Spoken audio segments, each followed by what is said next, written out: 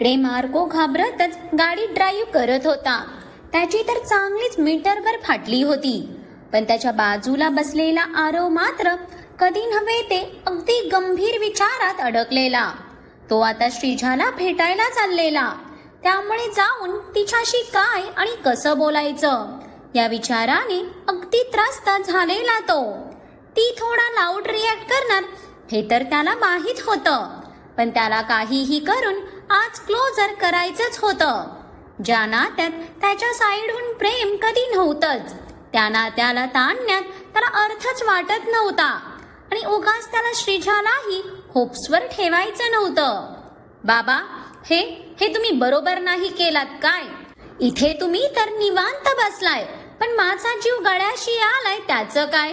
जर बॉसला समजला ना तर माझा तर फुकटचा एन्काउंटर होणार आहे. मार्कोची घाबरलेल्या आवाजातली चिडचिड कानावर पडताच आरवने काही वैतागतच त्याच्याकडे पाहिलं तर त्याच्या चेहऱ्यावरची भीती आरव स्पष्ट पाहू शकत होता. मार्को, आपण फक्त भाईची कार घेऊन आलोय, किडनी नाही जे तू इतका ओव्हर रिॲक्ट करतोयस. आणि मी बोललो ना, भाई काही इतक्यात निघत नाही. त्याचे 9 वाजेपर्यंत शेड्यूल असतात. सो त्याचं होईपर्यंत आपण माझं काम करून त्याची कार परत पार्किंग मध्ये आहे तशी ठेवू. त्याला कळणारही नाही. आरव मार्कोला असं काही समजवत होता जणू आपले नवाब आज खूपच समजूतदार झाले होते. मार्कोने एक नजर आरवकडे बघून मनातच हसास उसासा सोडला.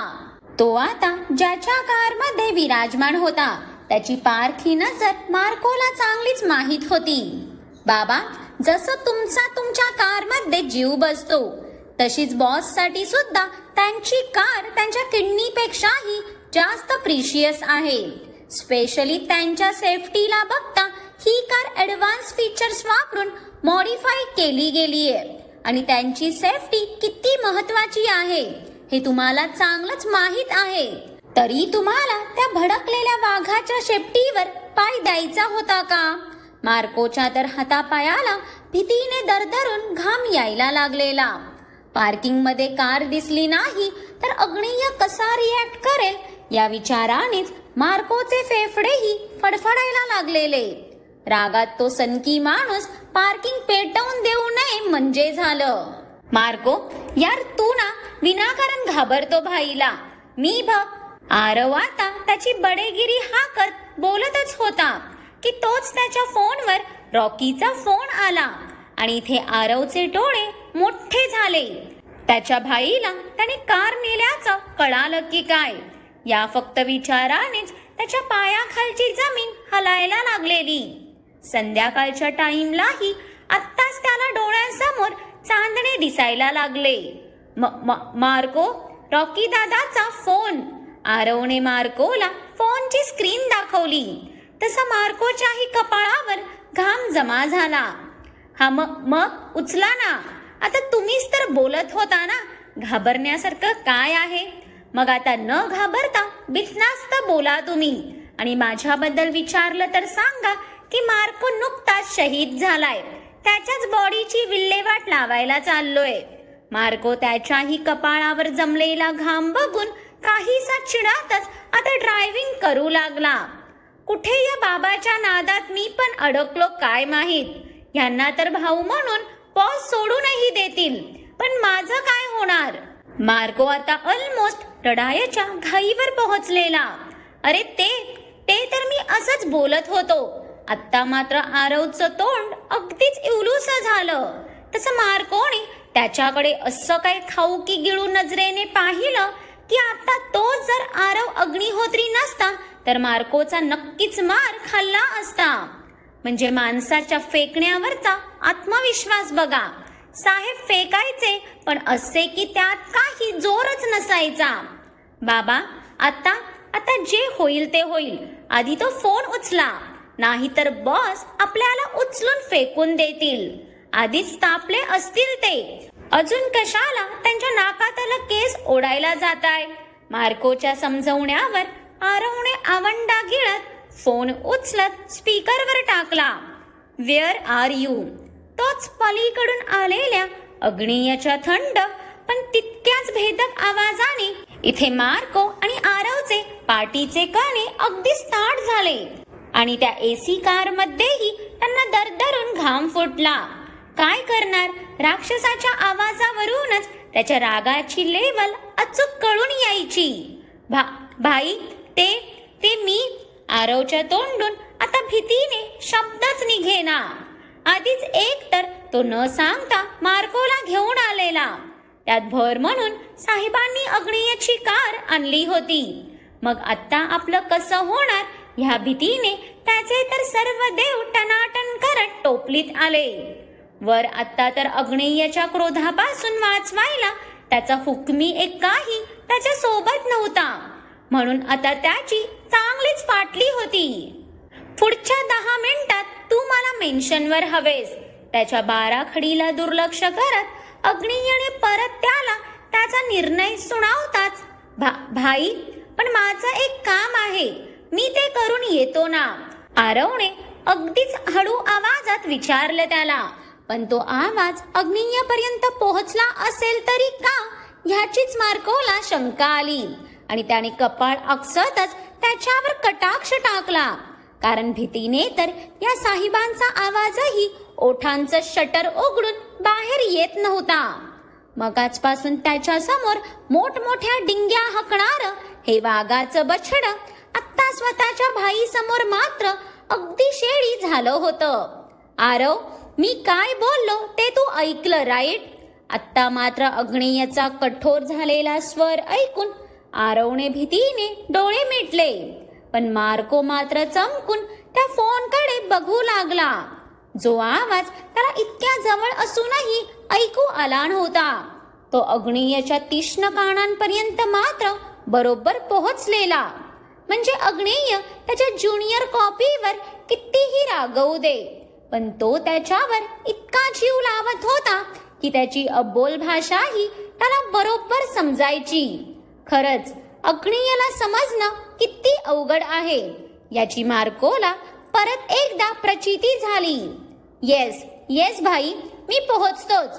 आरवचं तोंड आता अगदीच बारीक झालेलं बघून मार्कोला तर हसूच आलं. अग्नियाच्या एका शब्दापुढेही तो कधी जायचा नाही. अँड नेक्स्ट टाइम अग्नियाचा परत कठोर आवाज कानावर पडला आणि इथे या दोघांचंही हृदय पळू लागलं. आता अजून काय शिव्या पडतात या कल्पनेनेच त्यांचा जीव खशात आला. जर परत माझ्या कारला हात लावलात तर तुम्हा दोघांनाही लुणाच्या पिंजऱ्यात उलट टांगून सोडून देईन. Then she will happily playing with you bloody both. अग्नियाच्या आवाजातली धमकी ऐकून आरव आणि मार्कोच्या धमण्यांतला रक्तप्रवाह घोटल्यासारखा झाला त्यांना. इतकंच काय, त्या लुणाचा चेहरा समोर येताच त्याची आत्मा घाबरून देह सोडायचीच बाकी राहिलेली. त्यात आता सिया ही सोबत नसल्याने आरवने काहीच हुशारीही दाखवली नाही. उगाच कोणाला त्या लुणाचं खेळणं बनायची हौस आलीये ना.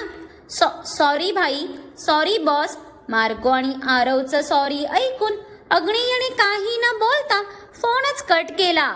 तसंही ते आरवने त्या फोनकडे बघून अक्षरशः विचित्ररित्या वेडावून दाखवलं. म्हणजे समोर नसही पण मागून तर राग काढू शकत होता तो. पण त्याच्या या अचानक भयानक रिॲक्शनला बघून इथे मार्कोचं तोंड मात्र बघण्यासारखं झालं ना. म्हणजे आता हे कार्ट तर नॉर्मल होतं. मग फोन ठेवल्या त्याच्या वाकड्या झालेल्या तोंडाने मार्कोला क्षणभर वाटलंही की ह्याला फीट बीट आली की काय. पण हा माणूस परत नॉर्मल झालेला बघून आता मात्र मार्कोला स्वतःच डोकं फोडूस झालं. कुठे दुर्बुद्धी सुचली आणि ह्याची सिक्युरिटीची जबाबदारी घेतली असं झालेलं त्याला. सिया, अगं बाळा, काय झालंय सांगशील का? मगाचपासून फक्त परेड चालू आहे तुझी. सुवर्णा सियाची चाललेली घालमेल बघून आता न राहून बोललीस शेवटी. तिची कामं आवरून खाली आल्यापासून ती दरवाजाकडे डोळे लावून फक्त इकडून तिकडे फिरत बसलेली. एका जागी जीव राहतही नव्हता तिचा. कधी अग्नेय आणि आरव येतात असं झालेलं तिला. त्या दोघांनाही डोळ्यांनी पाहिल्याशिवाय तिचा जीव ऐकणारच नव्हता. मामी, अगं काय तुला इतकंही कळेना का की वहिनी तिच्या सय्याजींचा इंतजार करतीये ते? नित्याने टीव्हीचं चॅनेल चेंज करत हसतच एक नजर सियाकडे पाहिलं. तिच्याही नजरेत आरवला बघायची ओढ होती, पण सियाच्या नजरेतली तडप मात्र खूप वेगळीच जाणवली तिला. त्यात एक जुनून होता जो तिच्या प्रेमाला बघायला आतुर झालेला. अगं राहू दे ना ती सिरियल, मी बघतीये ना. नित्याने चॅनेल बदलताच आजीने रागातच तिच्याकडे पाहिलं. त्या तर केव्हाच्या त्या डेली सोप मध्ये मंत्रमुग्ध झाल्या होत्या. जणू त्यांनी ती सिरियल बघितली नाही तर तिचा TRP कमी होणार होता. आजी, तू ती सिरियल बघत नव्हतीस तर पाठ करत होतीस. काल तू ऑलरेडी हा एपिसोड बघितला आहेस आणि आता परत रिपीट टेलिकास्ट पाहत आहेस. नित्याने डोळे फिरवत आजीकडे बघून एक भुवई उंचावली. तशी आजीचीही नजर बारीक झाली ना. अगं काल ही सुवर्णा मध्ये मध्ये बोलत असल्याने मला नीटसं बघता आलं नव्हतं. घ्या, म्हणजे काहीही झालं तरी प्रत्येक गोष्टीचं खापर जोपर्यंत सुवर्णावर फुटत नाही हिला खाल्लेलंही पचत नसेल. तसही ही म्हातारी स्वतःच्या सुनेच्या मानगुटीवरच बसलेली असायची. हिला इतकी गुणाची सून भेटली म्हणूनच हिचं इतकं फावलं ना. नाहीतर हिला तर हिच्यासारखीच आगाऊ सून भेटायला पाहिजे होती, मग कळालं असतं. आई, मी कुठे बोलत होती? ते तर तुम्हालाच तुमच्या बहिणीचा फोन आलेला ना. सुवर्णा आजीला उत्तर देताना हळूच सियाकडे खुणवते. तिच्याशी बोलायला सांगत होती ती त्यांना, कारण ती आजीचं तरी नीट ऐकेल हे सुवर्णाला चांगलंच माहीत होतं. सुवर्णाने इशारा करताच आजीची ही नजर सियावर आली, जी स्वतःच्या साडीच्या पदराला हातात गुटळत अगदी अस्वस्थ होत रडवेली झालेली. सिया, तुझ्या इथे चालण्याने तिथे अग्नीच्या गाडीचा स्पीड वाढणार नाही आहे, त्यामुळे तू आधी इथे ये, माझ्या जवळ ये. आजीने हाक मारताच सिया जड मनाने जाऊन त्यांच्या बाजूला बसली, पण तिचे डोळे मात्र अजूनही दरवाजाकडे होते. तिचाही जीव आता घशाशी आलेला. आई, आजी, अहो अजून हे आले कसे नाहीत? आज एकच दिवस तर लवकर या बोलली होती मी ह्यांना, पण ह्यांना ना माझं ऐकायचंच नसतं. स्वतःची मनमर्जी करून मला फक्त त्रास द्यायचा असतो ह्यांना. सियाचा जीव आता जास्तच घाबरायला लागलेला.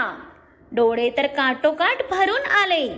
तिला राहून राहून सारखं वाटत होतं काहीतरी भयंकर होणार आहे.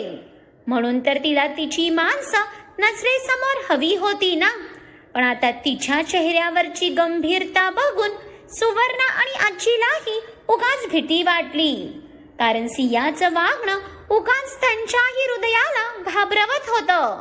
सिया, अगं अग्नी बोलला ना तुला तो अर्ध्या तासात येईल म्हणून. मग तो येईल राणी, तू नको इतकी काळजी करू. त्याच्यासोबत नेहमी त्याची सिक्युरिटी असते. आजीने तिच्या डोक्यावर प्रेमाने हात फिरवत तिला मिठीत घेतलं. तिच्या शरीराची थरथरच सांगत होती की ती किती घाबरलीये ते. पण आता तिची बिथरलेली अवस्था बघून आजीलाच अग्नी कधी येतो असं झालेलं, कारण तोच एक होता जो सियाला शांत करू शकत होता. आधीच खूप नाजूक होती ती. इतकं स्ट्रेस तिच्या मेंदूच्या सिस्टीमला सहन होणारही नव्हतं, म्हणून तिच्या मेंदूलाही मुंग्या येऊन तिला आता चक्करही आल्यासारखी होऊ लागलेली.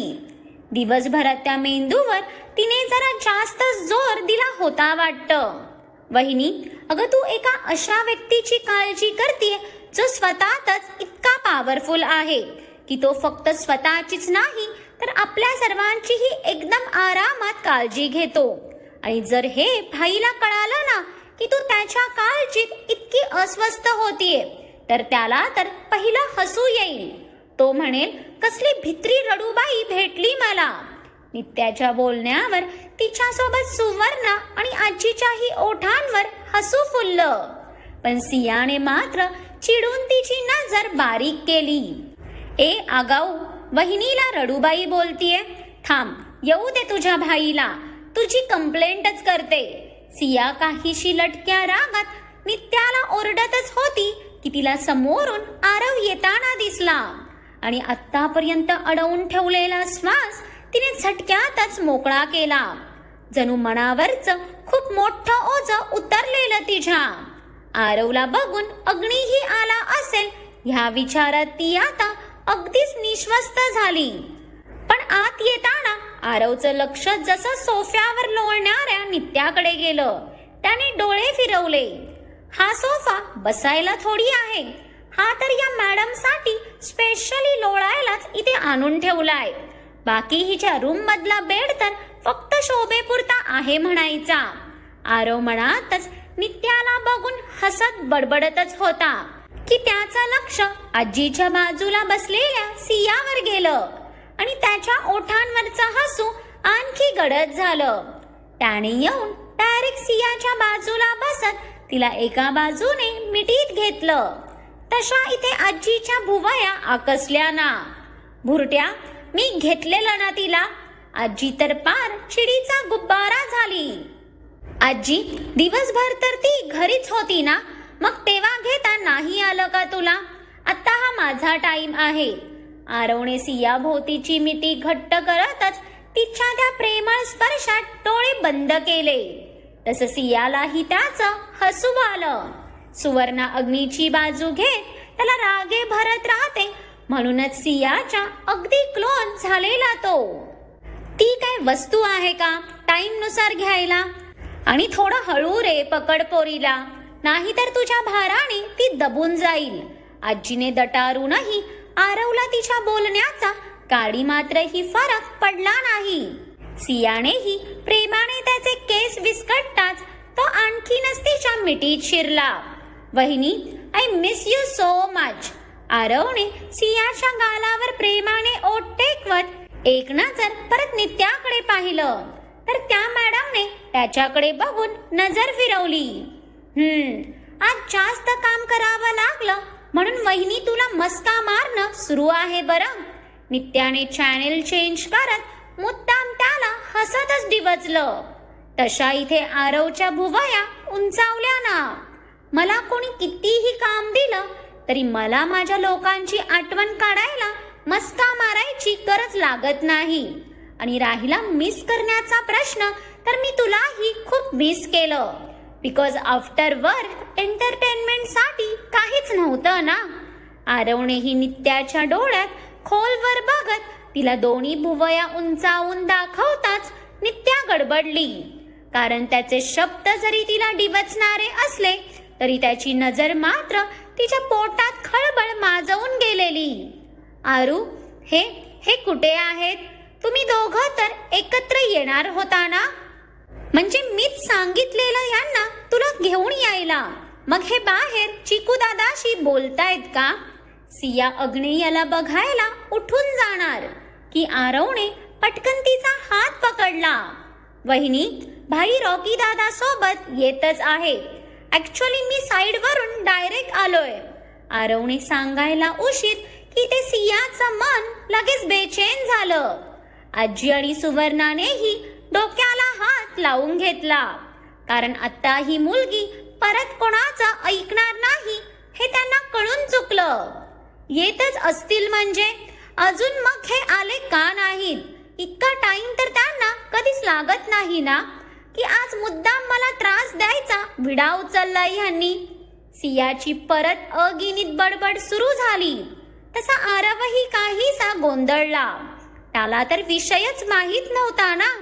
वहिनी, तो बोलायला सियाने पटकन तिचा फोन घेत ती अग्नेयाला कॉल करणार की तोच नित्याने लावलेल्या न्यूज चॅनेलवर एक न्यूज झळकली. लिंकिंग रोडला झाली भयानक दुर्घटना. एका ट्रंकने एका लक्झरियस कारला धडक मारल्याने ती कार जागेवरच ब्लास्ट झाली. सांगितलं जातं की ती कार मशहूर बिझनेसमॅन अग्नेय अग्निहोत्रींच्या छोट्या भावाची होती. ही न्यूज तिचे उपस्थित सगळ्यांच्या कानावर पडताच ते सगळे तर अगदी सुन्न झाले. भाई भाई माझ्या कारमध्ये होता, पण आता ती न्यूज बघून आरव जवळजवळ ओरडलाच. पण त्याचं वाक्य ऐकून इथे सियाच्या हातातला फोन मात्र केव्हाचा गळून पडलेला. मग काय वाटतं तुम्हाला, हे एका अध्यायाचा शेवट असणार आहे की एका अध्यायाची नवीन सुरुवात? अग्नियाचा चॅप्टर इथेच क्लोज होईल का? यासाठी तुम्ही आता मला भरभरून कमेंट करून सांगा. आणि आजचा भाग आवडला असेल तर लाईक आणि कमेंट करा आणि खूप साऱ्या लोकांबरोबर शेअरही करा. आणि ज्यांनी कोणी अजून माझ्या चॅनलला सबस्क्राईब केलं नाही त्यांनी आठवणीने सबस्क्राईब करा.